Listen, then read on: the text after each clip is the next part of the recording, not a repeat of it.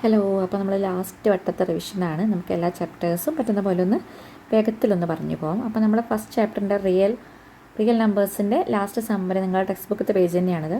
Last important ആയിട്ട് fundamental theorem of arithmetic എന്ന് വെച്ചാൽ എന്താണ് ഒരു കോമ്പോസിറ്റ് നമ്പർ. അപ്പോൾ ചെറിയൊരു എക്സാമ്പിളായിട്ട് നമ്മൾ 6 എന്ന് പറയുന്ന നമ്പർ ഒരു കോമ്പോസിറ്റ് നമ്പറാണ്. എന്തുകൊണ്ടത് കോമ്പോസിറ്റ് നമ്പറായി 6 നമുക്ക് വീണ്ടും 2 × 3 നമുക്ക് എഴുതാൻ പറ്റും. ഇതും പ്രൈം നമ്പേഴ്സാണ്, ഇതും പ്രൈം നമ്പേഴ്സാണ്. അപ്പോൾ ഒരു കോംപ്ലക്സ് നമ്പറിനെ നമുക്ക് ഇതുപോലെ ഒരു യുണീക്കായിട്ട് പ്രൈം നമ്പേഴ്സിൻ്റെ പ്രൊഡക്റ്റായിട്ട് എഴുതാൻ പറ്റും. ആ തിയറമാണ് എന്ത് ഫണ്ടമെൻ്റൽ തിയറം ഓഫ് അരിത്തമെറ്റിക് എന്ന് പറയുന്നത്. പിന്നെ നെക്സ്റ്റ് എന്താണ്, if P is A prime and P divides A square then P divides A. ഒന്നുമില്ല. ഇപ്പോൾ പി എന്ന് പറഞ്ഞൊരു പ്രൈം നമ്പറാണ്. ഇപ്പോൾ നമ്മൾ 2 ഒരു പ്രൈം നമ്പറാക്കി എടുക്കാം. എന്നിട്ട് 4 സ്ക്വയറിൻ്റെ വാല്യൂ എന്താണ്, 16 അല്ലേ. 16 നമുക്ക് 2 വെച്ച് ഡിവൈഡ് ചെയ്യാൻ പറ്റുള്ളൂ. നമുക്ക് 8 എന്ന് കിട്ടും. 16/2 എന്താണ്, 8 ആണ്. അങ്ങനെയാണെങ്കിൽ 2 എന്ന് പറയുന്നത് 4 സ്ക്വയറിനെ ഡിവൈഡ് ചെയ്യുകയാണെങ്കിൽ 2 എന്തിനെയും ഡിവൈഡ് ചെയ്യാൻ പറ്റും, 4 കൊണ്ടും ഡിവൈഡ് ചെയ്യാൻ പറ്റും. നമുക്കറിയാലോ 4/2 എന്താണ്, 2 ആണ്. അത്രയേ ഉള്ളൂ ആ സ്റ്റേറ്റ്മെൻറ്റും പറയുന്നത്. ഇവിടെ പി എന്ന് പറയുന്ന പ്രൈം നമ്പർ നമ്മളിവിടെ 2 ആക്കി എടുത്തു. Then P divides 2 square. 2 4ൻ്റെ സ്ക്വയറിനെ ഡിവൈഡ് ചെയ്തില്ലേ. അങ്ങനെയാണെങ്കിൽ പി ഡിവൈഡ്സ് എ. പി എന്ത് 2 എന്ത് ചെയ്യും, 4നെയും ഡിവൈഡ് ചെയ്യുന്നു. എ ഒരു പോസിറ്റീവ് ഇൻറ്റിജർ ആയാൽ മതി. ഓക്കെ അല്ലേ. പിന്നെ എന്താണ്, prove that √2 √3 are irrational numbers. അത് ഓൾറെഡി ടെക്സ്റ്റ് ബുക്കിൽ സോൾവ് ആയിട്ട് തന്നെ കൊടുത്തിട്ടുണ്ട്. ജസ്റ്റ് ഒന്ന് വായിച്ചു വയ്ക്കിയാൽ മതി. നെക്സ്റ്റ് എന്താണ്, പോളിനോമിയസിലാണ്. പോളിനോമിയസിൽ ഡിഗ്രി 1 2 3. ഡിഗ്രി 1 എന്ന് വെച്ചാൽ ഇപ്പോൾ x+2 ആണെങ്കിൽ എക്സിൻ്റെ ഡിഗ്രി ഇവിടെ 1 അല്ലേ. ആ പോളിനോമിയൽ നമ്മൾ വിളിക്കുന്ന പേരാണ് ലീനിയർ പോളിനോമിയൽ എന്ന് വെച്ചാൽ. ഇനി എക്സിൻ്റെ സ്ഥാനത്ത് x² + 2x + 3 = 0 വന്നു കഴിഞ്ഞാൽ ഇവിടെ എക്സിൻ്റെ പവർ എന്താണ്, 2 ആണ്. ഇത് ക്വാഡ്രാറ്റിക് പോളിനോമിയൽ. ഇനി x³ + x² എന്നുള്ള രീതിക്കാണ് നമ്മുടെ പോളിനോമിയൽ വരുന്നുണ്ടെങ്കിൽ ഇവിടെ ക്യൂബ് വന്നതുകൊണ്ട് ഇതെന്താണ്, ക്യൂബിക് പോളിനോമിയൽ. അത്രയേ ഉള്ളൂ. ഡിഗ്രി 1 2 3 അനുസരിച്ച് അതിൻ്റെ പേരിലും വ്യത്യാസം വരുന്നു. പിന്നെ ക്വാഡ്രാറ്റിക് പോളിനോമിയലിൻ്റെ ജനറൽ ഇക്വേഷൻ എന്താണ്, ax² + bx + c where a b c are real numbers. A ഒരിക്കലും എന്താകാൻ പാടില്ല, 0 ആവാൻ പറ്റില്ല. ബിയും സിയും ഒക്കെ 0 ആയാലും കുഴപ്പമില്ല. എ എന്താകാൻ പാടില്ല, 0 ആവാൻ പാടില്ല. നെക്സ്റ്റ് സീറോസ് എങ്ങനെയാണ്, നമ്മളൊരു ഗ്രാഫിൽ നിന്ന് എങ്ങനെയാണ് സീറോസ് കണ്ടുപിടിക്കുക, എക്സുമായിട്ട് ഇൻ്റർസെക്റ്റ് ചെയ്യുന്ന പോയിൻ്റാണ് സീറോസ് അല്ലേ. അപ്പോൾ ഇതിൽ കുറേ ഗ്രാഫ് ഉണ്ട്. ഈ ഗ്രാഫ് എക്സുമായിട്ട് ഇൻ്റർസെക്റ്റ് ചെയ്യുന്നുണ്ടോ, എക്സുമായിട്ട് ഇൻ്റർസെക്റ്റ് ചെയ്യുന്നില്ല. അപ്പോൾ ഇവിടെ സീറോസ് ഇല്ല. ഇവിടെ ഈ ഗ്രാഫ് ഈ ഒരു പോയിന്റിൽ എക്സിന് ഇൻ്റർസെക്റ്റ് ചെയ്യുന്നുണ്ട്. അപ്പോൾ ഇവിടെ ഒരു 0 ഉണ്ട്. ഈ ഗ്രാഫ് ഇവിടെ 2 1 2 3 പോയിന്റിൽ ഇൻ്റർസെക്റ്റ് ചെയ്യുന്നുണ്ട്. അപ്പോൾ ഇവിടെ 3 zeros ഉണ്ട്. ഇവിടെ 2 പോയിന്റിൽ ഇൻ്റർസെക്റ്റ് ചെയ്യുന്നുണ്ട്. ഇവിടെ 1 2 3 4 പോയിന്റ്സിൽ ഇൻ്റർസെക്റ്റ് ചെയ്യുന്നുണ്ട്. അപ്പോൾ എക്സ് ആക്സിസുമായിട്ട് ഇൻ്റർസെക്റ്റ് ചെയ്യുന്ന പോയിന്റ് അനുസരിച്ചാണ് അതിൽ സീറോസിൻ്റെ എണ്ണം നമ്മൾ കൗണ്ട് ചെയ്യുന്നത്. ഈ ജനറലായിട്ട് 2 zeros, അതായത് ക്വാഡ്രാറ്റിക് പോളിനോമിയലിൽ മാക്സിമം 2 zeros ആയിട്ട് ഉണ്ടായിരിക്കുക. ക്യൂബിക് പോളിനോമിയലാകുമ്പോൾ മാക്സിമം എന്താണ്, 3 zeros ആയിരിക്കും ഉണ്ടായിരിക്കുക. ഇനി എങ്ങനെയാണ് സീറോസ് വെച്ചിട്ട് നമ്മൾ സൊല്യൂഷനിലോട്ട് എത്തണമെന്ന് നോക്കിയാൽ, ഇപ്പോൾ ക്വാഡ്രാറ്റിക് ഇക്വേഷൻ ആണെങ്കിൽ നമ്മൾ general equation ax² + bx + c എന്നാണ്. ഇപ്പോൾ ആൽഫയും ബീറ്റയാണ് അതിൽ സീറോസ് ആക്കി എടുക്കണമെന്നുണ്ടെങ്കിൽ ആൽഫ + ബീറ്റ എന്ന് പറയുന്നത് -b/a ആയിരിക്കും. ബി എന്ന് പറയുന്നത് എന്താണ്, എക്സിൻ്റെ കോഎഫിഷ്യൻ്റാണ്. എ എന്ന് പറയുന്നത് x² കോഎഫിഷ്യൻ്റാണ്. അതുപോലെ തന്നെ സീറോസിൻ്റെ പ്രൊഡക്റ്റ്, അതായത് ആൽഫ × ബീറ്റ എന്ന് പറയുന്നത് c/a ആയിരിക്കും. സി എന്ന് പറയുന്നത് കോൺസ്റ്റൻറ്റ് ടൈമാണ്. എ എന്ന് പറയുന്നത് x² കോഎഫിഷ്യൻ്റാണ്. വളരെ ഇമ്പോർട്ടൻറ്റ് ഇക്വേഷനാണ് കേട്ടോ. ഇതിൻ്റെ ക്യൂബിക് പോളിനോമിയൽ അത്ര ഇമ്പോർട്ടൻ്റ് അല്ല. അപ്പോൾ അത് സ്കിപ്പ് ചെയ്താലും കുഴപ്പമില്ല. നമ്മളെ റിയൽ എക്സ്പീരിയൻസിൽ നമുക്കത് ഇമ്പോർട്ടൻ്റ് ആണ്. പക്ഷെ നമ്മൾ എക്സാം ഓറിയൻറ്റഡ് നോക്കുമ്പോൾ ഇത് അത്ര ഇമ്പോർട്ടൻ്റ് അല്ല. അപ്പോൾ നമ്മുടെ ലീനിയർ ഇക്വേഷൻ എന്നുള്ള ചാപ്റ്ററിൽ ഫോർ എക്സാമ്പിളായിട്ട് ഇപ്പോൾ ഈ 2 ഇക്വേഷൻസ് നമുക്ക് തന്നിട്ടുണ്ട്. ഈ 2 ഇക്വേഷൻസ് ഇവിടെ ഓക്കെ. ഈ 2 ഇക്വേഷൻസ് നമുക്കിത് കൺസിസ്റ്റൻ്റ് ആണോ അല്ലേ എന്നൊക്കെ ചെക്ക് ചെയ്യുക. എങ്ങനെയാണ് നമ്മൾ ചെക്ക് ചെയ്യുക, നമുക്ക് ഒന്നെങ്കിൽ ഗ്രാഫിക്കൽ മെത്തേഡ് ഉണ്ട്, അല്ലെങ്കിൽ ആൽജിബ്രൈക്ക് മെത്തേഡ് ഉണ്ട്. അപ്പോൾ ഗ്രാഫിക്കൽ മെത്തേഡിൽ നമ്മൾ വരച്ച് കണ്ടുപിടിക്കുകയാണ് ചെയ്യുക. നമ്മൾ ഗ്രാഫ് വരയ്ക്കുക. എങ്ങനെയാണ് ഇപ്പോൾ ഗ്രാഫ് വരയ്ക്കുക, ഫോർ എക്സാമ്പിളായിട്ട് x + 3y നമ്മൾ ഗ്രാഫിൽ വരയ്ക്കണമെന്നുണ്ടെങ്കിൽ നമ്മൾ ആദ്യം എക്സിനെ ഇപ്പോൾ ഇതിലൊരു ഇക്വേഷൻ = 6 എന്ന് കൊടുത്തിട്ടുണ്ട്. ഇതിന് നമുക്ക് ഏതെങ്കിലും ഒരു വേരിയബിൾ വെച്ചിട്ട് ഇക്വേഷൻ ആക്കുക. വെച്ചാൽ നമുക്ക് x = ഇതിനെ 6 - 3y എന്നാക്കാമല്ലോ. ഇനി നമുക്ക് y-ക്ക് 0 കൊടുത്തു കഴിഞ്ഞാൽ എക്സിൻ്റെ വാല്യൂ എത്രയാണ് കിട്ടുക, y-ക്ക് 0 കൊടുത്താൽ x 6. ഇനി നമ്മൾ എക്സിന് 0 കൊടുത്താൽ y-ൻ്റെ വാല്യൂ. അങ്ങനെ ഓരോ എക്സിനും വൈക്കും നമ്മൾ കുറച്ച് പോയിൻറ്റ്സ് കണ്ടുപിടിക്കുന്നു. നമ്മൾ ഗ്രാഫിൽ വരയ്ക്കുന്നു, പ്ലോട്ട് ചെയ്യുന്നു. 1 0 1 2 വെച്ചിട്ട് എക്സ് 0 ആകുമ്പോൾ y-ൻ്റെ വാല്യൂ, y 0 ആകുമ്പോഴുള്ള വാല്യൂ ഒക്കെ വെച്ചിട്ട് നമ്മൾ ഗ്രാഫ് വരയ്ക്കുന്നു. ഗ്രാഫ് കിട്ടിക്കഴിഞ്ഞാൽ പിന്നെ എന്ത് ചെയ്താൽ മതി, നമുക്കിപ്പോൾ ആ ഇക്വേഷൻ വരച്ച് കഴിഞ്ഞാൽ ഇതുപോലെ ഗ്രാഫ് കിട്ടും. ഗ്രാഫ് കിട്ടിക്കഴിഞ്ഞാൽ ഇവിടെ ഒരു പോയിന്റിൽ ഇത് എന്ത് ചെയ്യുന്നുണ്ട്, കൂട്ടിമുട്ടുന്നത് ഇൻ്റർസെക്റ്റ് ചെയ്യുന്നുണ്ട് അല്ലേ. ഇൻ്റർസെക്റ്റ് ചെയ്യുന്നുണ്ടെങ്കിൽ അതിനവിടെ ഒരു സൊല്യൂഷൻ ഉണ്ട്, എക്സും വൈയും നമുക്ക് കാണാൻ പറ്റും. ഇവിടെ കണ്ടോ 6 0 എന്നാണ് അതിൻ്റെ സൊല്യൂഷൻ എന്ന് വെച്ചാൽ 6 എന്ന് പറഞ്ഞാൽ എക്സിൻ്റെ വാല്യൂ, 0 എന്ന് വെച്ചാൽ വൈൻ്റെ വാല്യൂ ആണ്. ഇതുപോലെ രണ്ട് ലൈൻസ് നമുക്ക് വരച്ചിട്ട് ഇൻ്റർസെക്റ്റ് ചെയ്യുന്നുണ്ടെങ്കിൽ അതെന്താണ്, കൺസിസ്റ്റൻ്റ് ആണ്. അതിന് എന്തേ ഉള്ളൂ, ഒരു സൊല്യൂഷനേ ഉള്ളൂ. കാരണം ഒറ്റ പോയിന്റിലേ അത് ഇൻ്റർസെക്റ്റ് ചെയ്യുള്ളൂ. രണ്ട് ലൈൻസ് ഒരു പോയിന്റിലല്ലേ ഇൻ്റർസെക്റ്റ് ചെയ്യുള്ളൂ. ഇനി അല്ലെങ്കിൽ ഇത് എന്തായിരിക്കണം, രണ്ട് ലൈൻസും ഒരേ ലൈൻ ആയിരിക്കണം, കോയിൻസിഡൻ്റ് ആയിട്ടായിരിക്കണം. കോയിൻസിഡൻ്റ് എന്ന് വെച്ചാൽ ഒന്നിൻ്റെ മേലെ ഒന്നായിട്ടാണ് അടുത്ത ലൈൻ വരിക. അങ്ങനെയാണെങ്കിൽ അതിന് ഒരുപാട് സൊല്യൂഷൻ ഉണ്ടാക്കണം. എല്ലാ പോയിൻറ്റും അത് ഇൻ്റർസെക്റ്റ് ചെയ്യല്ലേ, അപ്പോൾ അതിൽ ഒരുപാട് സൊല്യൂഷൻസ് ഉണ്ടായിരിക്കും. അപ്പോഴും അതെന്താണ്, കൺസിസ്റ്റൻ്റ് ആണ്. ഇനി നമുക്ക് വരച്ചാൽ കിട്ടുന്നത് എങ്ങനെയായിരിക്കും, പാരലൽ ആയിട്ടുള്ള ലൈൻസ് ആണെന്നുണ്ടെങ്കിൽ ഇവ തമ്മിൽ ഒരിക്കലും ഇൻ്റർസെക്റ്റ് ചെയ്യില്ല. അങ്ങനെയാണെങ്കിൽ അത് കൺസിസ്റ്റൻ്റ് അല്ല. കൺസിസ്റ്റൻ്റ് ആവണമെന്നുണ്ടെങ്കിൽ ഇൻ്റർസെക്റ്റ് ചെയ്യണം. കോയിൻസിഡൻ്റ് ആകുമ്പോൾ എല്ലാ പോയിന്റിലും അത് ഇൻ്റർസെക്റ്റ് ചെയ്യുന്ന കാരണം അതെന്താണ്, കൺസിസ്റ്റൻ്റ് ആണ്. അല്ലെങ്കിൽ ഒരു പോയിന്റിലെ രണ്ട് ലൈൻസ് എന്ത് ചെയ്യുള്ളൂ, ഇൻ്റർസെക്റ്റ് ചെയ്യുള്ളൂ. ഓക്കെ അല്ലേ. ഇനി ആൽജിബ്രായിക് മെത്തേഡിൽ നോക്കുകയാണെങ്കിൽ രണ്ട് മെത്തേഡ് അവിടെ ഉണ്ട്. സബ്സ്റ്റിറ്റ്യൂഷൻ മെത്തേഡുണ്ട്, എലിമിനേഷൻ മെത്തേഡുണ്ട്. എന്താണ് സബ്സ്റ്റിറ്റ്യൂഷൻ മെത്തേഡ് എന്ന് നോക്കാം. സംഭവം സിമ്പിളാണ്. ഇപ്പോൾ ഇവിടെ രണ്ട് ഇക്വേഷൻസ് ഉണ്ട്. 7x - 15y = 2 ഉണ്ട്, x + 2y = 3. സബ്സ്റ്റിറ്റ്യൂഷൻ മെത്തേഡ് എന്ന് വെച്ചാൽ ഇതിൽ ഏതെങ്കിലും ഇക്വേഷൻ യൂസ് ചെയ്തിട്ട് നമ്മൾ ഒരു വേരിയബിൾ ഒരു ഇക്വേഷൻ കണ്ടെത്താം. ഇതിൽ നോക്കുകയാണെങ്കിൽ ഇതാണ് ഒരു ചെറിയ ഇക്വേഷൻ. ഇതിൽ നമുക്ക് ഡയറക്റ്റ് x = 3 - 2y എന്ന് എഴുതിക്കൂടെ. ഒറ്റ വേരിയബിളിന് നമ്മളൊരു ഇക്വേഷൻ എഴുതി. ഈ ഒരു ഇക്വേഷൻ നമ്മൾ ഫസ്റ്റ് ഇക്വേഷനിലോട്ട് സബ്സ്റ്റിറ്റ്യൂട്ട് ചെയ്യുക. അതിൽ എന്തിൻ്റെ സ്ഥാനത്ത്, നമ്മളിവിടെ എക്സിനല്ലേ ഇക്വേഷൻ കണ്ടെത്തിയത്, അപ്പോൾ അവിടെ പകരം ഈ എക്സിന് പകരം എന്ത് കൊടുക്കുക, 3 - 2y എന്ന് കൊടുക്കാം. എന്നിട്ട് നമ്മൾ സോൾവ് ചെയ്ത് കഴിഞ്ഞാൽ നമുക്ക് എന്ത് കിട്ടും, വൈക്ക് ഒരു വാല്യൂ കിട്ടും. ആ വൈ നമ്മൾ ഏത് ഇക്വേഷനെങ്കിലും സബ്സ്റ്റിറ്റ്യൂട്ട് ചെയ്ത് കഴിഞ്ഞാൽ നമുക്ക് എക്സിൻ്റെ വാല്യൂ കിട്ടും. അങ്ങനെ സബ്സ്റ്റിറ്റ്യൂട്ട് ചെയ്തിട്ട് കണ്ടുപിടിക്കുന്ന മെത്തേഡിനെയാണ് നമ്മൾ സബ്സ്റ്റിറ്റ്യൂഷൻ മെത്തേഡ് എന്ന് പറയുന്നത്. ഓക്കെ അല്ലേ. നെക്സ്റ്റ് മെത്തേഡാണ് എന്ത്, എലിമിനേഷൻ മെത്തേഡ്. എലിമിനേഷൻ മെത്തേഡ് എന്ന് വെച്ചാൽ ഇപ്പോൾ ഈ ഒരു ഇക്വേഷനിൽ 9x - 4y = ഒരു വാല്യൂ ഉണ്ട്, 7x - 3y = ഒരു വാല്യൂ ഉണ്ട്. ഇതിൽ ഏതെങ്കിലും കോഎഫിഷ്യൻ്റ് നമുക്ക് ഈക്വൽ ആക്കാൻ പറ്റുമോ? നമ്മൾ ജസ്റ്റ് നോക്കിയാൽ മതി. ഇവിടെ 4 ഉണ്ട്, ഇവിടെ 3 ഉണ്ട്. 4നെ 3 കൊണ്ട് മൾട്ടിപ്ലൈ ചെയ്താൽ 12 ആവും, 3നെ 4 കൊണ്ട് മൾട്ടിപ്ലൈ ചെയ്താൽ 12 ആവും. അപ്പോൾ കംപ്ലീറ്റ് ഈ ഇക്വേഷൻ എന്ത് ചെയ്യണം, 3 കൊണ്ട് മൾട്ടിപ്ലൈ ചെയ്യണം. ഈ ഇക്വേഷനെ കംപ്ലീറ്റ് 4 കൊണ്ട് മൾട്ടിപ്ലൈ ചെയ്യണം. അങ്ങനെ ചെയ്ത് കഴിഞ്ഞാൽ നമുക്ക് എന്ത് വരും, ഇതുപോലെ ഇക്വേഷൻ വരും. കണ്ടോ, രണ്ട് സൈഡ് ഇവിടെ എന്തായി, 12 ആയി. അപ്പോൾ ഒരു കോഎഫിഷ്യൻറ്റ്, രണ്ട് ഇക്വേഷനിലും ഒരു കോഎഫിഷ്യൻറ്റ് ഈക്വലായി. ഇനി ഈക്വൽ ആയതിനെ നമുക്ക് എലിമിനേറ്റ് ചെയ്ത് കളയണം. ഇവിടെ -12y ആണ്, ഇവിടെയും -12y ആണ് അല്ലേ. അപ്പോൾ നമ്മൾ എലിമിനേറ്റ് ചെയ്യണമെന്നുണ്ടെങ്കിൽ ഇത് തമ്മിൽ എന്താ, ഈ ഇക്വേഷൻ തമ്മിൽ ആഡ് ചെയ്താൽ മതി. എന്തുകൊണ്ട് നമ്മൾ അഡീഷൻ യൂസ് ചെയ്തു, ഇത് ആഡ് ചെയ്ത് കഴിഞ്ഞാൽ -12y എന്ന് വരും. അപ്പോൾ -24y ആണെന്ന് വരും. അപ്പോൾ നമുക്ക് അഡീഷൻ മെത്തേഡ് യൂസ് ചെയ്യാൻ പറ്റുമോ?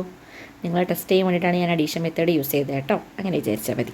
പക്ഷേ ഇവിടെ എന്ത് ചെയ്യാൻ പറ്റില്ല, അഡീഷൻ മെത്തേഡ് യൂസ് ചെയ്യാൻ പറ്റില്ല. അഡീഷൻ മെത്തേഡ് യൂസ് ചെയ്ത് കഴിഞ്ഞാൽ ഇവിടെ തമ്മിൽ ക്യാൻസൽ ചെയ്ത് പോവില്ല. പകരം നമ്മളിവിടെ ഇവ തമ്മിൽ എന്ത് ചെയ്യുക, സബ്സ്ട്രാക്റ്റ് ചെയ്യുക. അതായത് 27x - 12y = 6000 -28x - 12y = 8000. ഇവ തമ്മിൽ മൈനസ് ചെയ്ത് കഴിഞ്ഞാൽ ഇതിൻ്റെ കാര്യം മാത്രമേ പറയുന്നുള്ളൂ. അപ്പോൾ -12y -12y എന്ന് വരും. That is -12y + 12y that is = 0 എന്നല്ലേ. അങ്ങനെ നമുക്ക് y ഉള്ള ടേം അവിടെ എലിമിനേറ്റ് ചെയ്ത് കളയാൻ പറ്റും. അങ്ങനെ y പോയി കഴിഞ്ഞാൽ പിന്നെ അവിടെ എക്സ് മാത്രമേ ഉള്ളൂ. അപ്പോൾ നമുക്ക് സോൾവ് ചെയ്ത് കഴിഞ്ഞാൽ എക്സിനൊരു വാല്യൂ കിട്ടും. എക്സിന് വാല്യൂ കിട്ടിക്കഴിഞ്ഞാൽ പിന്നെ ഏതെങ്കിലും ഒരു ഇക്വേഷൻ സബ്സ്റ്റിറ്റ്യൂട്ട് ചെയ്ത് കഴിഞ്ഞാൽ നമുക്ക് എന്ത് ചെയ്യും, വൈനൊരു വാല്യൂ കിട്ടും. ഇങ്ങനെ എലിമിനേറ്റ് ചെയ്ത് കളഞ്ഞ് കണ്ടുപിടിക്കുന്നത് കൊണ്ട് നമ്മൾ ഇതിൻ്റെ പേരെന്ത് വിളിക്കുന്നു, എലിമിനേഷൻ മെത്തേഡ് എന്ന് വിളിക്കുന്നു. അപ്പോൾ ഈ കാര്യങ്ങളൊക്കെ തന്നെയാണ് എന്തെങ്കിലും ഗ്രാഫിക്കൽ മെത്തേഡ്, ആൽജിബ്രായിക് മെത്തേഡ് നമ്മളെ സമ്മറിയിൽ പറയുന്നത്. പിന്നെ ലാസ്റ്റത്തെ ഒന്നുകൂടിയുണ്ട്, നമുക്ക് രണ്ട് ഇക്വേഷൻ കിട്ടിക്കഴിഞ്ഞാൽ അത് കൺസിസ്റ്റൻ്റ് ആണോ അല്ലേന്ന് ചെക്ക് ചെയ്യാനുള്ള ഒരു മാർഗ്ഗം കൂടിയുണ്ട്. ഇപ്പോൾ രണ്ട് ഇക്വേഷനാണ് ഇവിടെ കണ്ടോ, a1x + b1y + c = 0യും a2x + b2y + c2 = 0യും. അപ്പോൾ നമ്മളത് കൺസ്റ്റൻ്റ് അല്ല എന്നുണ്ടെങ്കിൽ, അപ്പോൾ കൺസ്റ്റൻ്റ് ആണെങ്കിലും അല്ലെങ്കിൽ നമുക്കിതിൻ്റെ കോഎഫിഷ്യൻസ് വെച്ച് ചെക്ക് ചെയ്യാൻ പറ്റും. ഇവിടെ എക്സിൻ്റെ കോഎഫിഷ്യൻറ്റ് a1 ആണ്, ഇവിടെ എക്സിൻ്റെ കോഎഫിഷ്യൻറ്റ് a2 ആണ്. അപ്പോൾ a1/a2 ചെയ്യുക. അതുപോലെ തന്നെ b1/b2. അപ്പോൾ a1/a2 ≠ b1/b2 ആണെങ്കിൽ അതെന്താണ്, കൺസിസ്റ്റൻ്റ് ആണ്. ഇനി അടുത്തത് c1/c2 കൂടെ ചെയ്ത് വയ്ക്കാം. അപ്പോൾ a1/a2 b1/b2 ഈക്വലും c1/c2 ഈക്വൽ അല്ലാതിരിക്കുകയും ചെയ്ത് കഴിഞ്ഞാൽ അത് ഇൻകൺസിസ്റ്റൻ്റ് ആണ്. ഇനി 3 കൂടി ഈക്വൽ ആവുകയാണെങ്കിൽ A1/A2 equal to B1/B2 equal to C1/C2 equal ആണെങ്കിൽ അതെന്തായിരിക്കും, കോയിൻസിഡൻ്റ് ആയിരിക്കും. ഗ്രാഫ് വരയ്ക്കുമ്പോൾ നമുക്ക് ഒരു ലൈനിൻ്റെ മേലത്തേനെ ആയിരിക്കും അടുത്ത ലൈനും കിട്ടുക. എന്ന് വെച്ചാൽ അത് ഡിപ്പെൻഡൻറ്റും ആണ് കൺസിസ്റ്റൻറ്റും ആണ് എന്നറിയാൻ പറ്റും. അപ്പോൾ ഇത് നോട്ട് ചെയ്ത് വയ്ക്കുക, അത് ഇമ്പോർട്ടൻ്റ് ആണ്. നമ്മൾ ഈ കോഎഫിഷ്യൻ്റ് വെച്ച് കണ്ടുപിടിക്കുന്നത്. ഓക്കെ അല്ലേ? രണ്ട് ഇക്വേഷൻ കിട്ടിക്കഴിഞ്ഞാൽ അതിൻ്റെ കോഎഫിഷ്യൻ്റ് വെച്ച് കണ്ടുപിടിക്കുന്നത് എക്സിൻ്റെ കോഎഫിഷ്യൻ്റ് ആണ് A1ഉം A2. അപ്പോൾ നമ്മൾ A1/A2 ആദ്യം എഴുതി കണ്ടുപിടിക്കണം, പിന്നെ B1/B2 എഴുതിക്കണം, പിന്നെ C1/C2 കണ്ടുപിടിക്കണം. എന്നിട്ട് പിന്നെ ഈ കാര്യം കൂടി ഓർമ്മയിലുണ്ടെന്നുണ്ടെങ്കിൽ നമുക്ക് ഡയറക്റ്റായിട്ട് എഴുതാവുന്നതേ ഉള്ളൂ. ഓക്കെ, ഇനി ക്വാഡ്രാറ്റിക് ഇക്വേഷനാണ്. ഇതിൻ്റെയൊക്കെ നമ്മൾ കുറച്ച് വീഡിയോസൊക്കെ നമ്മൾ ഓൾറെഡി ചെയ്തിട്ടുണ്ട്. മക്കൾക്ക് വേണമെങ്കിൽ അതൊക്കെ പോയി കാണാം കേട്ടോ. ക്വാഡ്രാറ്റിക് ഇക്വേഷൻ എന്ന് വെച്ചാൽ എന്താണ്? AX² + BX + C = 0. ABC ആർ റിയൽ, A നോട്ട് ഈക്വൽ ടു 0 നമ്മൾ ഓൾറെഡി പറഞ്ഞു. ഇനിയിപ്പോൾ നമ്മളിവിടെ ഈ ഒരു ക്വാഡ്രാറ്റിക് ഇക്വേഷൻ്റെ റൂട്ട് ആൽഫ എന്ന് പറയുന്നത് ഈ ക്വാഡ്രാറ്റിക് ഇക്വേഷൻ്റെ റൂട്ട് ആണെന്നുണ്ടെങ്കിൽ നമ്മൾ എക്സിൻ്റെ സ്ഥാനത്ത് നമുക്ക് ആൽഫ ഇട്ട് കൊടുത്തു കഴിഞ്ഞാലും ഈക്വൽ ടു 0 എന്ന് വരണം. എന്ന് വെച്ചാൽ A × α² + B × α + C = 0 കിട്ടണം. എന്ന് വെച്ചാൽ ആൽഫ എന്ന് പറയുന്നത് ഈ ഇക്വേഷൻ്റെ ഒരു റൂട്ടായിരിക്കുന്നത്. പകരം ഇപ്പോൾ ബീറ്റയാണ് ഈ ഇക്വേഷൻ്റെ റൂട്ട് എന്നുണ്ടെങ്കിൽ നമ്മൾ എക്സിൻ്റെ സ്ഥാനത്ത് ബീറ്റ കൊടുക്കുക. അപ്പോൾ A × β² + B × β + C = 0 കിട്ടിക്കഴിഞ്ഞാൽ നമുക്ക് പറയാം ബീറ്റ എന്ന് പറയുന്നത് ഈ ഇക്വേഷൻ്റെ റൂട്ടാണ്. ഇപ്പോൾ നമ്മളൊരു ഇക്വേഷൻ നോക്കുക. x² + 6x + 9 = 0 നമുക്ക് എങ്ങനെ എഴുതാൻ പറ്റും? x + 3 × x + 3 എന്ന് എഴുതാൻ പറ്റും. ഇതിനെ എക്സ്പാൻഡ് ചെയ്താലാണ് എന്ത് കിട്ടുക? x² + 6x + 9 = 0 കിട്ടുക. അപ്പോൾ ഇതുപോലെ നമുക്ക് ലീനിയർ ഇക്വേഷൻ്റെ പ്രൊഡക്റ്റായിട്ട് നമുക്കിതിനെ എഴുതാൻ പറ്റും. അങ്ങനെ എഴുതാൻ പറ്റുകയാണെങ്കിൽ ഇതിൽ നിന്ന് സീറോസ് കണ്ടിക്കാൻ നമ്മൾ എന്താ ഇതിന് ഓരോന്നിനെയും 0 വെച്ച് ഇക്വേറ്റ് ചെയ്താൽ മതി. അതായത് x + 3 = 0, ദെൻ x = -3 അതിൻ്റെ ഒരു റൂട്ടാണ്. നെക്സ്റ്റും സെയിം തന്നെയാണ്. അപ്പോൾ 2 x = -3 എന്ന് പറയുന്നത് ഈ ഒരു ഇക്വേഷൻ്റെ റൂട്ടാണ്. അതാണ് സെക്കൻഡ് സ്റ്റേറ്റ്മെൻറ്റ് പറയുന്നത് കേട്ടോ. ഇവിടെ ഒന്ന് വായിച്ചു വയ്ക്കിയാൽ മതി. If we can factorise AX² + BX + C, then A not equal to 0 into product of two linear factors, then the roots of the quadratic equation AX² + BX + C = 0 can be found by equating each factor to 0. അതാണ് just ഞാനൊന്ന് ചെയ്ത് കാണിച്ചത്. Okay അല്ലേ? ഇനി quadratic equation കിട്ടിക്കഴിഞ്ഞാൽ അതിൻ്റെ solution കണ്ടുപിടിക്കാനുള്ള ഒരു ഇക്വേഷനാണ്, വളരെ ഇമ്പോർട്ടൻ്റ് ആയിട്ട് ഇക്വേഷനാണ് -b + or - √b² - 4ac/2a. ഇതിൽ നമ്മൾ b² - 4ac വാല്യൂ 0 എന്ന് കിട്ടിക്കഴിഞ്ഞാൽ നമുക്ക് പറയാം അതിന് 2 ഈക്വൽ റൂട്ട്സ് ആണ്. എന്ന് വെച്ചാൽ കോയിൻസിഡൻറ്റ് റൂട്ടാണ്, 2 റൂട്ട്സും ഈക്വൽ ആണ് എന്നർത്ഥം. ഇതിൻ്റെ വാല്യൂ ഗ്രെയ്റ്റർ ദാൻ 0 ആണെന്നുണ്ടെങ്കിൽ അത് റിയൽ റൂട്ടാണ്, ലെസ് ദാൻ 0 ആണെങ്കിൽ അത് റിയൽ റൂട്ടല്ല. അത് വളരെ ഇമ്പോർട്ടൻ്റ് ആണ് കേട്ടോ.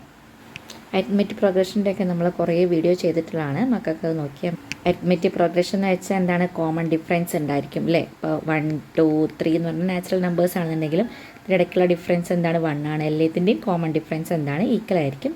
അപ്പോൾ നമുക്കതൊരു അരിത്മെറ്റിക് പ്രോഗ്രഷൻ ആണെന്ന് പറയാൻ പറ്റും. അരിത്മെറ്റിക് പ്രോഗ്രഷൻ്റെ nth ടേം കണ്ടുപിടിക്കാൻ നമുക്ക് an = a + n - 1 × d എന്ന് ചെയ്താൽ മതി. സം ഓഫ് നമ്പേഴ്സ് അരിത്മെറ്റിക് പ്രോഗ്രഷൻ്റെ ടേംസിലെ സം കണ്ടുപിടിക്കാനുള്ള ഇക്വേഷൻ എന്താണ്? x = n/2 × 2a + n - 1 × d. അപ്പോൾ ഈ നെക്സ്റ്റ് ചാപ്റ്റർ ട്രയാങ്കിൾസ് എന്നുള്ള ചാപ്റ്ററാണ്. 2 figures having same shape but not necessarily same size. ഒരേ സൈസ് ആണെന്നില്ല. അപ്പോൾ ഈ ഒരു ട്രയാങ്കിളും ഈ ഒരു ട്രയാങ്കിളും സിമിലർ ആവാൻ നമുക്ക് ഒരേ സൈസ് ആണെന്നില്ല, ഷേപ്പ് ഒരുപോലെ ആയാൽ മതി. പിന്നെ വളരെ ഇമ്പോർട്ടൻറ്റ് പോയിൻ്റ് ആണ് all the congruent figures. Congruent ആയിട്ടുള്ള കോൺഗ്രുവൻ്റ് എന്ന് വെച്ചാൽ ഒന്നിൻ്റെ മുകളിൽ നമുക്ക് ഒന്ന് ചേർത്ത് വയ്ക്കാൻ പറ്റുന്നതാണ് കോൺഗ്രുവൻ്റ്. അപ്പോൾ എല്ലാ കോൺഗ്രുവൻ്റ് ഫിഗേഴ്സും എന്താണ്? സിമിലർ ആണ്. പക്ഷേ എല്ലാ സിമിലർ ഫിഗേഴ്സും എന്തല്ല? കോൺഗ്രുവൻ്റ് അല്ല. ഇപ്പോൾ നമ്മൾ പറഞ്ഞു ഈ ഒരു ട്രയാങ്കിളും സിമിലർ ആവും, പക്ഷേ അത് കോൺഗ്രുവൻ്റ് ആവും. കോൺഗ്രുവൻ്റ് ആണെങ്കിൽ മുഴുവനും ഒരുപോലെ ഇതുമ്പോൾ ചേർത്ത് വയ്ക്കാൻ നമുക്ക് സാധിക്കണം, കോയിൻസിഡൻ്റ് ആയിട്ട് വയ്ക്കാൻ സാധിക്കണം. അപ്പോൾ ഒരേ നമ്പർ ഓഫ് സൈഡ്സ് ഉള്ള പോളിഗൺസ് സിമിലർ ആണെന്ന് പറയണമെന്നുണ്ട്. ഒരേ നമ്പർ ഓഫ് സൈഡ് എന്ന് വെച്ചാൽ ട്രയാങ്കിളുമായിട്ട് റെക്റ്റാങ്കിളായിട്ട് ഒരേ സൈഡായിരിക്കണം. അങ്ങനെയുള്ള 2 ഫിഗേഴ്സ് നമ്മൾ ഈക്വൽ ആണ് എന്ന് പറയണമെന്നുണ്ടെങ്കിൽ അതിൻ്റെ ക്രൈറ്റീരിയ എന്താണ്? കറസ്പോണ്ടിങ് ആംഗിൾസ് ഈക്വൽ ആയിരിക്കണം. അതുപോലെ തന്നെ corresponding sides are in the same ratio അല്ലെങ്കിൽ സെയിം പ്രൊപ്പോർഷൻ ആയിരിക്കണം. അതാണ് വളരെ ഇമ്പോർട്ടൻ്റ് ആയിട്ടുള്ള കാര്യം. നെക്സ്റ്റ് ഈ ഒരു പോയിൻ്റ് എന്താ പറയുന്നത്? നമ്മളിപ്പോൾ ഒരു ട്രയാങ്കിൾ വരച്ചു. ഈ ട്രയാങ്കിൾ നമ്മൾ പാരലായിട്ട് നമ്മൾ എന്ത് ചെയ്യുക? ലൈൻ വരയ്ക്കണം. അപ്പോൾ നമ്മൾ ഈ ഒരു തേർഡ് സൈഡിന് പാരലായിട്ട് ഇവിടെ ലൈൻ വരച്ചു. ഈ ലൈന് ഇവിടെ ഒരു പോയിൻറ്റിനെയും കട്ട് ചെയ്യുന്നുണ്ട്, ഇവിടെ ഒരു പോയിൻറ്റിനെയും കട്ട് ചെയ്യുന്നുണ്ട്. അപ്പോൾ ഈ പാരലായിട്ട് വരയ്ക്കുന്ന ലൈനിൽ കട്ട് ചെയ്യുന്ന ഈ പോയിൻറ്റ്സ്, അതായത് ഈ സൈഡിനെ ഡിവൈഡ് ചെയ്തത് ഏത് റേഷ്യോയിലാണോ അത് ഇതിനോടും ഈക്വൽ ആയിരിക്കുന്നത്. ഇവിടെ ഇപ്പോൾ ഈ രണ്ട് സൈഡും ഡിവൈഡ് ചെയ്യുന്നത് 2/3 റേഷ്യോയിലാണെങ്കിൽ ഈ സൈഡും ഏത് റേഷ്യോ തന്നെയായിരിക്കും? 2/3 റേഷ്യോയിൽ തന്നെ ആയിരിക്കും.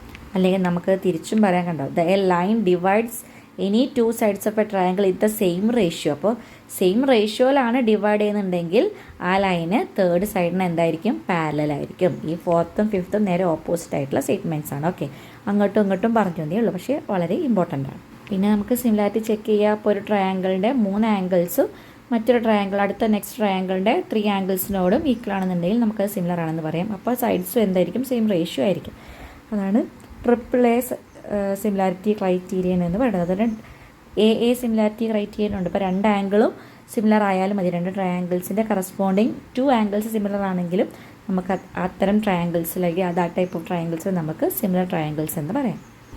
ഇപ്പോൾ ഇവിടെ ഈ ഫിഗറിൽ നോക്കി, ഈ 2 ഫിഗറിലും നമുക്കൊന്ന് കണ്ണോടിച്ച് നോക്കിയാൽ ആംഗിൾ എയും ആംഗിൾ പിയും ഈക്വൽ ആണ്, ആംഗിൾ ബിയും ആംഗിൾ ക്യൂവും ഈക്വൽ ആണ്, ആംഗിൾ സിയും ആംഗിൾ ആറും ഈക്വൽ ആണ്. അപ്പോൾ അവിടെ 3 കറസ്പോണ്ടിങ് ആംഗിൾസും എന്താണ്? ഈക്വൽ ആണ്. അങ്ങനെയാണെങ്കിൽ ഈ 2 ട്രയാങ്കിൾസും എന്താണ്?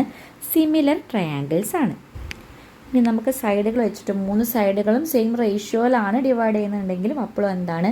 സിമിലർ ട്രയാങ്കിൾസ് ആയിരിക്കും. എന്ന് വെച്ചാൽ SSS ക്രൈറ്റീരിയ ആണ്, 3 സൈഡ്സും സെയിം റേഷ്യോയിലാണ്. അല്ലെങ്കിൽ വേറൊരു ക്രൈറ്റീരിയ ഉണ്ട്, 2 സൈഡുകളും അതിൻ്റെ ഇൻക്ലൂഡ് ആയിട്ടുള്ള ആംഗിളും ഈക്വൽ ആയിട്ട് വരികയാണ്. 2 സൈഡുകൾ സെയിം റേഷ്യോയിലും ഈ ഒരു ആംഗിൾ അടുത്ത ട്രയാങ്കിൾസിന് ഈക്വൽ ആയിട്ട് വരികയാണെന്നുണ്ടെങ്കിലും അപ്പോഴും നമുക്ക് ആ ഒരു ട്രയാങ്കിൾസ് സിമിലർ ആണെന്ന് നമുക്ക് പറയാൻ വേണ്ടി പറ്റും. ഇനി കോർഡിനേറ്റ് ജോമെട്രി എന്നുള്ള ചാപ്റ്ററിൽ 2 കോർഡിനേറ്റ്സ് തമ്മിലുള്ള ഡിസ്റ്റൻസ് കണ്ടുപിടിക്കാനുള്ള ഇക്വേഷനാണ് എന്ത്? Square root of x2 - x1 whole square plus y2 - y1 whole square. ഇത് തിരിച്ചെഴുതിയാലും കുഴപ്പമില്ല. x1 - x2 whole square plus y1 - y2 whole square എഴുതിയാലും ഈക്വൽ ആണ് കേട്ടോ. ഇനി നമ്മൾ ഈ പോയിന്റ് സ്റ്റാർട്ട് ചെയ്യുന്നത് ഒറിജിനിലാണെന്നുണ്ടെങ്കിൽ ഇക്വേഷൻ എന്തായിട്ട് മാറും? Root of x² plus y² എന്ന് വെച്ചാൽ ഒറിജിൻ എന്നുള്ള പോയിന്റ്, ഈ ഒരു പോയിന്റിൽ നിന്നാണ് നമ്മൾ അടുത്ത കോർഡിനേറ്റിൻ്റെ ഡിസ്റ്റൻസ് ചോദിക്കുകയാണെങ്കിൽ ഈ പോയിന്റിൻ്റെ കോർഡിനേറ്റ് അത് 0 0 ആണല്ലോ. അപ്പോൾ ഒരു കോർഡിനേറ്റ് അവിടെ 0 ആയിട്ട് പറയുന്നത് ഇപ്പോൾ ഇതാണ് ഇത് എന്നുള്ള പോയിന്റ് 4 0 എന്നുള്ള പോയിന്റ് ആണെന്നുണ്ടെങ്കിൽ ഇപ്പോൾ ഇവിടെ ഇത് x1 ആണ്, ഇത് x2 ആണ്. x2 0 ആയി പോയില്ലേ, x1ൻ്റെ വാല്യൂ ഉള്ളൂ 4. അപ്പോൾ x1 - x2 ചെയ്ത് വരുമ്പോൾ 4 മാത്രമല്ലേ ഉള്ളൂ, x1 മാത്രമല്ലേ ഉള്ളൂ, x2 എന്നുള്ള കോർഡിനേറ്റ് അവിടെ ഇല്ലല്ലോ. അപ്പോൾ നമ്മളൊരു ഒറിജിനിൽ സ്റ്റാർട്ട് ചെയ്യുന്ന കോർഡിനേറ്റ് ആണെന്നുണ്ടെങ്കിൽ അവിടെ നമുക്ക് x1 - x2 എന്ന് കണ്ടുപിടിക്കേണ്ട ആവശ്യമില്ല, ഒറ്റൊന്ന് മാത്രം കണ്ടുപിടിച്ചാൽ മതി. Root of x² plus y². അതായത് നമ്മളുള്ള ഇവിടെ ഇവിടെ ഏത് പോയിൻ്റാണ് ആ പോയിൻറ്റിൻ്റെ കോർഡിനേറ്റ്സുകളുടെ എന്തായാലും സ്ക്വയർ ചെയ്തിട്ട് സം ചെയ്താൽ മാത്രം നമുക്ക് ഡയറക്റ്റ് ആൻസറിലോട്ട് എത്താൻ വേണ്ടി പറ്റും. അതിൻ്റെ ഷോർട്ട് ഇക്വേഷനാണ് എന്തെന്ന് പറയുന്നത്? Root of x² plus y². അത് ഒറിജിനിൽ സ്റ്റാർട്ട് ചെയ്യുകയാണെങ്കിലുള്ള കേസ് മാത്രമാണ്. അല്ലെങ്കിൽ നമ്മൾ സ്റ്റാർട്ട് ചെയ്യേണ്ട ഇക്വേഷൻ എന്താണ്? ഈ ഇക്വേഷനാണ് നമ്മൾ പരിഗണിക്കേണ്ടത്. ഇനിയിപ്പോൾ ഒരു ലൈനിൽ നമ്മൾ ഡിവൈഡ് ചെയ്യുന്ന ഒരു റേഷ്യോ M1:M2 എന്നുള്ള റേഷ്യോ, ഇപ്പോൾ ഒരു ലൈൻ നമ്മളൊരു പോയിൻ്റ്, ഈ പോയിൻറ്റിൻ്റെ ഇതാണ് XY എന്നുള്ള കോർഡിനേറ്റ്, ഇത് ഈ ഒരു ലൈനെ M1:M2 എന്ന് പറഞ്ഞ റേഷ്യോയിലാണ് ഡിവൈഡ് ചെയ്യണമെന്നുണ്ടെങ്കിൽ അപ്പോൾ നമുക്ക് ആ പോയിന്റിലെ കോർഡിനേറ്റ് കണ്ടുപിടിക്കാനുള്ള ഇക്വേഷൻ എന്താണ്? M1x2 plus M2x1 divide by M1 plus M2 ആണ് അതിൻ്റെ എക്സ് കോർഡിനേറ്റ്. വൈ കോർഡിനേറ്റ് വരെ എന്താണ്? M1y2 plus M2y1 divide by M1 plus M2 ആയിരിക്കും അതിൻ്റെ വൈ കോർഡിനേറ്റ് വരും. അതുപോലെ തന്നെ ഒരു സെഗ്മെൻറ്റിൻ്റെ മിഡ് പോയിൻറ്റ് കണ്ടുപിടിക്കാൻ ഡയറക്റ്റ് ഇക്വേഷൻ എന്താണ്? x1 plus x2/2 y1 plus y2/2. ഈ x1 പ്ലസ് x2/2 എന്നുള്ളത് എക്സിൻ്റെ കോർഡിനേറ്റും y1 പ്ലസ് y2/2 എന്ന് പറയുന്നത് വൈയുടെ കോർഡിനേറ്റും ആയിരിക്കും. നെക്സ്റ്റ് എന്നുള്ളത് ട്രിഗ്നോമെട്രിക് പോർഷനാണ്, വളരെ ഇമ്പോർട്ടൻ്റ് ആയിട്ടുള്ള ചാപ്റ്ററാണ്. അതിൽ സൈനെ എന്താണ്, കോസെ, ടാനെ, കൊസിക്കെ, സിക്കെ, ഇതെല്ലാ കാര്യങ്ങളും നമുക്ക് അറിഞ്ഞിരിക്കണം. എല്ലാത്തിൻ്റെയും എന്താണ് സൈനെ എന്ന് വെച്ചാൽ ഓപ്പോസിറ്റ് സൈഡ് ബൈ ഹൈപ്പട്ന്യൂസ് ആണ് സൈനെ നമുക്കറിയണം. അഡ്ജസൻറ്റ് സൈഡ് ബൈ ഹൈപ്പട്ന്യൂസ് ആണ് കോസെ നമുക്കറിയാം. ടാനെ എന്ന് പറയുന്നത് സൈനെ ബൈ കോസെ ആണെന്ന് നമുക്കറിയണം. അതുപോലെ തന്നെ opposite side by adjacent side ആണ് ടാനെ എന്നുള്ള കാര്യവും നമ്മൾ അറിഞ്ഞിരിക്കണം. അതുപോലെ തന്നെ ഒന്നിൻ്റെ ഇൻവേഴ്സ് ആണ് 1 സൈനെ ആണ് കൊസിക്കെ എന്നും 1 കോസെ ആണ് സിക്കെ എന്നും 1 കോട്ടെ ആണ് ടാനെ എന്നും. അതുപോലെ തന്നെ വളരെ ഇമ്പോർട്ടൻ്റ് ആയിട്ടുള്ള ഒന്നാണ് tan A = sin A by cos A. അതുപോലെ തന്നെ വളരെ ഇമ്പോർട്ടൻ്റ് ആയിട്ടുള്ള ടേബിളാണ് ടേബിൾ 8.5. ഓരോതിൻ്റെയും 0-യിലുള്ള value 30 degree, 45 degree, 60 degree and ഇതുകൂടെ വേണം നമുക്ക് 90 ഡിഗ്രിയും കൂടെ വരും. ഓക്കെ, അപ്പോൾ ഈ ഒരു ടേബിൾ വളരെ ഇമ്പോർട്ടൻ്റ് ആണ്. ഓരോന്നിൻ്റെയും വാല്യൂ ബൈ ഹാർട്ട് ചെയ്തിട്ട് തന്നെ പഠിക്കണം. കണക്ട് ചെയ്ത് പഠിച്ചാൽ മതി. ഭയങ്കര കമ്പാരിസൺ ചെയ്ത് പഠിക്കുകയാണെങ്കിൽ സിമ്പിളാണ് ഈ ടേബിൾ കേട്ടോ. അപ്പോൾ ഈ ടേബിൾ പഠിക്കുമ്പോൾ സൈനേൻ്റെയും കോസൈൻ്റെയും വാല്യൂ മാത്രം പഠിക്കുക. ബാക്കി നമുക്ക് അതിൽ നിന്ന് ഡെറിവ് ചെയ്തെടുക്കാൻ വേണ്ടി പറ്റും. കാരണം നമുക്ക് സൈനേ കിട്ടിക്കഴിഞ്ഞാൽ കൊസിക്കെ കിട്ടുകയാണെങ്കിൽ എന്തായാലും 1/sin A ആണ് എന്തെന്ന് പറയുന്നത് കൊസിക്കെ, അങ്ങനെ കണക്ട് ചെയ്ത് പഠിച്ചാലും മതി. എന്നാൽ വളരെ കുറേ ഒന്നും മാറിപ്പോകത്തില്ല. 2 മാത്രം പെർഫെക്റ്റ് ആയിട്ട് പഠിച്ചു കഴിഞ്ഞാൽ ബാക്കി നമുക്ക് എഴുതാൻ പറ്റും. tan A കിട്ടാൻ നമുക്ക് എന്ത് ചെയ്താൽ മതി? sin A/cos A ആണ് tan A എന്നുള്ള ഇക്വേഷൻ വെച്ചിട്ട് നമുക്ക് tan A കണ്ടുപിടിക്കാം. ഡയറക്റ്റ് ആയിട്ട് പഠിക്കാൻ പറ്റുന്നുണ്ടെങ്കിൽ അതാണ് ഏറ്റവും കൂടുതൽ എളുപ്പം. നമുക്ക് പെട്ടെന്ന് ചെയ്യാം. അല്ലെങ്കിൽ at least sin Aൻ്റെയും cos Aൻ്റെയും 0 degree 30 degree 45 degree 60 degree 90 degree പഠിച്ചിരിക്കണം. അതുപോലെ ഈ 3 ഇക്വേഷൻസും വളരെ ഇമ്പോർട്ടൻ്റ് ആണ്. sin² A + cos² A = 1 c² A - tan² A = 1 and cos² A = 1 + cot² A. ഇവിടെ നമ്മൾ ആംഗിൾ ഓഫ് എലവേഷനും ആംഗിൾ ഓഫ് ഡിപ്രഷനും നമ്മളിപ്പോൾ ഇവിടെ ഇരിക്കുന്ന ഈ ഒബ്ജക്റ്റിനെ നമ്മളിവിടെ വെച്ച് കാണുകയാണെങ്കിൽ ഇതാണ് ആംഗിൾ ഓഫ് എലവേഷൻ എന്ന് പറയുന്നത്. ഇവിടെ നിന്നിട്ട് നമ്മൾ താഴെ ഒരു ഒബ്ജക്റ്റിനെ കാണുകയാണെന്നുണ്ടെങ്കിൽ ഈ ഒരു ആംഗിളാണ് ആംഗിൾ ഓഫ് ഡിപ്രഷൻ എന്ന് പറയുന്നത്. ഓക്കെ അല്ലേ? അതാണ് ആംഗിൾ ഓഫ് എലവേഷനും ആംഗിൾ ഓഫ് ഡിപ്രഷൻ. ഇനി സർക്കിൾസിൽ ഇമ്പോർട്ടൻ്റ് ആയിട്ട് പഠിക്കേണ്ട പോയിൻറ്റ്സ് ആണ്. നമ്മൾ എന്താണ് സർക്കിളിൻ്റെ ടാൻജൻറ്റ്, നമ്മൾ സർക്കിളിനെ ടച്ച് ചെയ്തിട്ട് വരയ്ക്കുന്ന ലൈനാണ് ടാൻജൻറ്റ് എന്ന് പറയുന്നത്. ഈ ഒരു സർക്കിളും സർക്കിളിൻ്റെ റേഡിയസും ഈ ടാൻജൻറ്റും തമ്മിൽ എന്താണ്? രണ്ടും പരസ്പരം പെർപെൻഡിക്കുലർ ആയിരിക്കും. അതാണ് അടുത്തത്. ഇനി നമ്മളൊരു സർക്കിളിൻ്റെ പുറത്തൊരു എക്സ്റ്റേണൽ പോയിൻ്റ് നിന്ന് സർക്കിളിലേക്ക് വരയ്ക്കുന്ന ഈ ടാൻജൻറ്റ്, ഈ 2 ടാൻജൻറ്റും ലെങ്ത് എന്തായിരിക്കും? ഈക്വൽ ആയിരിക്കും. അത്രയേ ഉള്ളൂ. ഇനി ഏരിയാസ് റിലേറ്റഡ് ടു സർക്കിൾ എന്നുള്ള ചാപ്റ്ററിൽ എന്താ പഠിക്കാനുള്ളത്? Length of an arc of the sector of a circle of radius and an angle with degree measure തീറ്റ.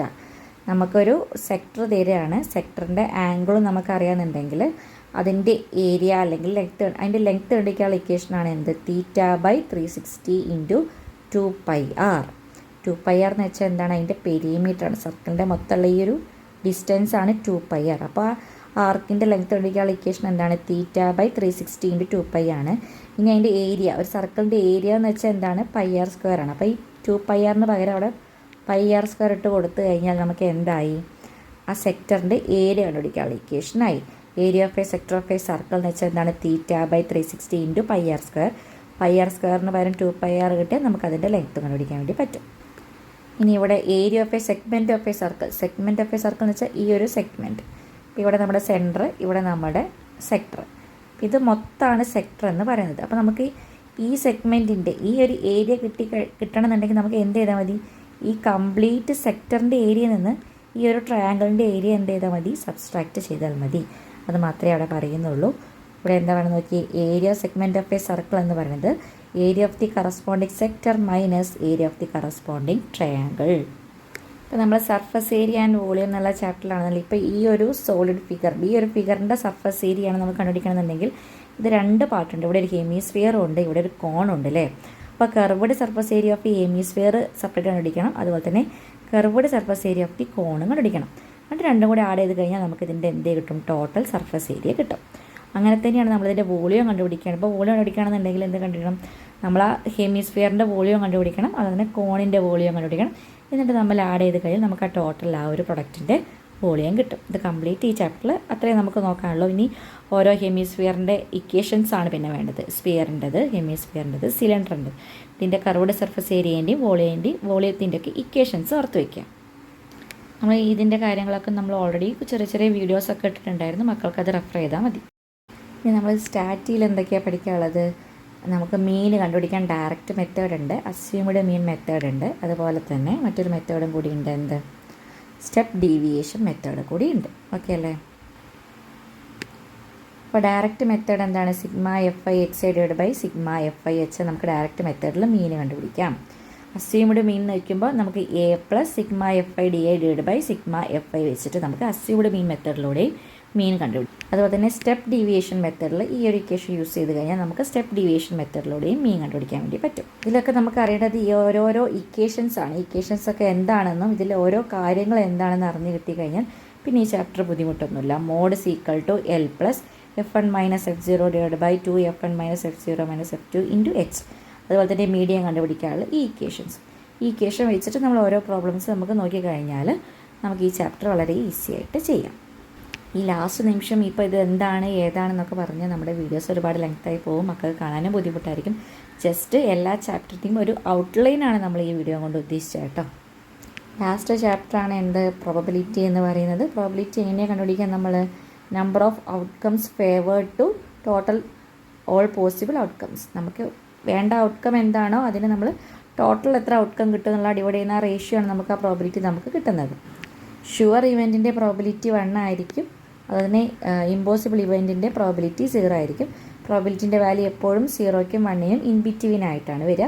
ഇപ്പോൾ probability of E plus probability of not E equal to 1 ആയിരിക്കും. Okay അല്ലേ? നമുക്ക് എക്സാമ്പിളായിട്ട് നമുക്കിവിടെ ഒരു ബോക്സിൽ ഗ്രീൻ ബോൾസും ഉണ്ട് റെഡ് ബോൾസും ഉണ്ട് വിചാരിക്കുക. പ്രോബബിലിറ്റി ഓഫ് ഗ്രീൻ ബോൾസും നമ്മൾ കണ്ടുപിടിച്ചു, പ്രോബബിലിറ്റി ഓഫ് റെഡ് ബോളും നമ്മൾ കണ്ടുപിടിച്ചു. ഈ പ്രോബബിലിറ്റി ഓഫ് റെഡ് ബോളിന് നമുക്ക് മറ്റൊരു തരത്തിൽ പറഞ്ഞാൽ ഗ്രീൻ ബോൾ അല്ലാത്തത്, ഇപ്പോൾ ഗ്രീൻ്റെ ബോളിൽ ബാറാക്കി നമുക്ക് കൊടുക്കാം. ഗ്രീൻ ബോൾ അല്ലാത്തത് ബാക്കി പിന്നെ എന്താണ്, റെഡാണ്. അപ്പോൾ ഗ്രീൻ ബോൾസിനും ഗ്രീൻ ബോൾ അല്ലാത്തതിൻ്റെയും പ്രോബബിലിറ്റി ആഡ് ചെയ്ത് കഴിഞ്ഞാൽ നമുക്ക് എന്ത് കിട്ടും, 1 എന്ന് കിട്ടും. അത്രയേ ഉള്ളൂ അതിൻ്റെ അർത്ഥം കേട്ടോ. ചുരുക്കി പറഞ്ഞാൽ റെഡ് ബോൾസിൻ്റെയും ഗ്രീൻ ബോൾസിൻ്റെയും സമ്മ ചെയ്ത് കഴിഞ്ഞാൽ നമുക്ക് എന്ത് കിട്ടും, 1 എന്ന് കിട്ടും. പകരം റെഡ് ബോളിൻ്റെ പ്രോബബിലിറ്റിയും പിന്നെ റെഡ് ബോൾ അല്ലാത്തതിൻ്റെ പ്രോബബിലിറ്റി ചെയ്ത് കഴിഞ്ഞാൽ ആഡ് ചെയ്താൽ നമുക്ക് എന്താ കിട്ടുക, 1 ആണ്. അതാണ് കോംപ്ലിമെൻ്ററി ഇവൻറ്റ്സ് എന്ന് പറയുന്നത്. ഓക്കെ അല്ലേ? ഒന്നും പിന്നെ അതല്ലാത്ത ഇവൻറ്റ്സ്. ഇപ്പോൾ ഈ എന്ന് പറഞ്ഞ ഇവൻ്റാണ്, അതിൻ്റെ കോംപ്ലിമെൻ്ററി ഈ ബാറാണ്, ഈ അല്ലാത്ത മറ്റേ ഇവൻറ്റ്. ഓക്കെ, അപ്പോൾ ഇത്രയാണ് നമ്മുടെ ഈ മൊത്തം ഈ ചാപ്റ്റേഴ്സിൻ്റെ ഒരു ഔട്ട്ലൈൻ എന്ന് വെച്ചാൽ. അതിൽ സ്റ്റാർട്ട് ചെയ്യാണ് കുറച്ച് ലെങ്തി ആയിട്ട് സ്റ്റെപ്പ് ഉണ്ടാവുക. അത് ആ ഓരോ ഇക്വേഷൻ മീനിൻ്റെയും മോഡിൻ്റെയും മീഡിയത്തിൻ്റെയും ഓരോ ഇക്വേഷൻസും ആ ഓരോ ഇക്വേഷൻസ് പോയിൻ്റ് ക്യുമുലേറ്റീവ് ഫ്രീക്വൻസി ആണെങ്കിലും എത്ര നമ്പേഴ്സ് ആണെന്നുണ്ടെങ്കിലും ആ ഇൻ്റർവെല്ലിൻ്റെ സൈസ് ആണെന്നുണ്ടെങ്കിലും ഓരോന്നും കൃത്യമായിട്ട് അറിഞ്ഞാൽ മാത്രമേ നമുക്ക് ആ പ്രോബ്ലം ചെയ്യാൻ പറ്റുള്ളൂ. ആ ഓരോന്നും കൃത്യമായിട്ട് അറിഞ്ഞു കഴിഞ്ഞാൽ നമുക്ക് മാർക്ക് സ്കോർ ചെയ്യാൻ ഏറ്റവും ചാൻസുള്ള ഒരു ചാപ്റ്ററാണ് പ്രോബിലിറ്റി. അതൊരു എക്സേ ടൈപ്പ് ആയിട്ടാണ് നമുക്ക് ഈ സ്റ്റാറ്റിയും പ്രോബിലിറ്റിയും ഒക്കെ ചോദിക്കുക. അതിൽ സ്റ്റാറ്റ് നമുക്ക് മാർക്ക് പെട്ടെന്ന് സ്കോർ ചെയ്യാൻ പറ്റും, പക്ഷേ കാൽക്കുലേഷനിൽ വളരെയധികം ശ്രദ്ധിക്കണം. ചെറിയൊരു മിസ്റ്റേക്ക് ആണ് മൊത്തം മാർക്ക് പോവാനും അത് തന്നെ മതി. മക്കളൊക്കെ എക്സാമിനൊക്കെ നന്നായിട്ട് റിലാക്സ് ചെയ്ത് റെസ്റ്റൊക്കെ എടുത്ത് പഠിക്കാം. എക്സാമൊക്കെ അടിപൊളിയായിരിക്കും. Okay, by.